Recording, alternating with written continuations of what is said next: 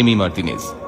ফ্রান্সের সঙ্গে ফাইনাল ম্যাচের আগে আর্জেন্টিনার দুর্গরক্ষক মার্টিনেজ ফ্রান্সের উদ্দেশ্যে বলেছিলেন, আর্জেন্টিনাকে হারাতে গেলে আগে আমাকে খুন করতে হবে। অথচ এই মুহূর্তে বিশ্বের সবচেয়ে আলোচিত গোলকিপার মার্টিনেজ আর্জেন্টিনার হয়ে মাত্র 25টি ম্যাচ খেলেছেন। আগে হ্যাঁ, মাত্র 25টি ম্যাচ খেলেই তিনি আর্জেন্টিনাকে বিশ্ব চ্যাম্পিয়নের খেতাব জিতিয়ে দিলেন। আর্জেন্টিনার হয়ে মার্টিনেজের অভিষেক হয় গত বছর, অর্থাৎ 2021 সালে। আর্সেনাল ক্লাবে জায়গা পেতে এই মার্টিনেজকে 10 বছর অপেক্ষা করতে হয়েছিল। ঠিকই শুনেছেন, 10 বছর আর্সেনালের বেঞ্চে চুপচাপ বসে থাকতেন এমি। অথচ মাত্র 17 বছর বয়সেই আর্সেনালের ইউথ টিমে জায়গা পেয়েছিলেন এমি।